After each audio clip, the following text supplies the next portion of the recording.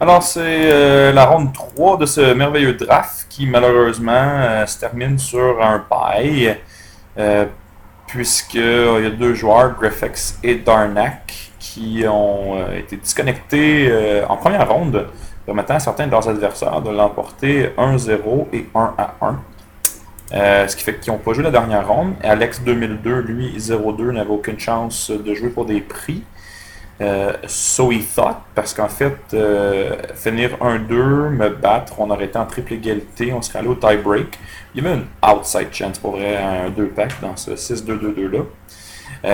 J'ai eu une longue conversation avec No One's Shadow ensuite, suite à notre match en fait tout à l'heure, par rapport au deck, en fait, le fait qu'il n'avait pas vu Etched Monstrosity, puis que ça l'a fait en sorte que il n'y a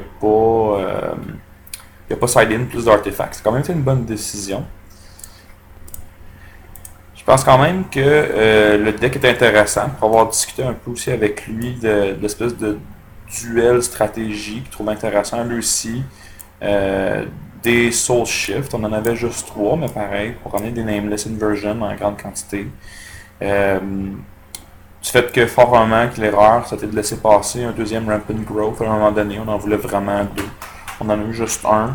Un seul Alloy Mir aussi, ça en aurait pris un deuxième. On n'avait rien d'autre ici là, qui aurait pu accélérer notre mana outre un Moxopal. Et là encore, faut-il jouer des artefacts moins bons, piger le Moxopal, piger les artefacts moins bons. The Fury Fall qui aurait dû être utilisé là, pour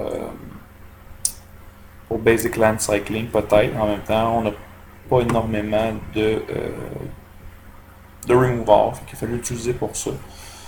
C'est bien beau les Nameless Inversion, tout ce qui coûte plus que 3 de toughness, on s'est rendu compte que c'était plus compliqué à tuer à l'occasion. Puis aussi le fait, ben c'est ça, en jouant 5 couleurs, mais ça fait en sorte que des fois on est un peu plus heavy dans le blanc, puis on n'a pas trouvé le blanc. Donc, je pense que c'est peut-être un peu le défaut du deck, d'avoir manqué peut-être le Rampant Growth.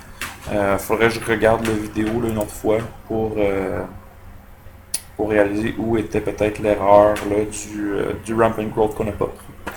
Fait que ça va être ça pour ce draft-ci, malheureusement. J'aurais aimé jouer une troisième partie avec deux Etched Monstrosity, mais on n'a pas pu faire ça.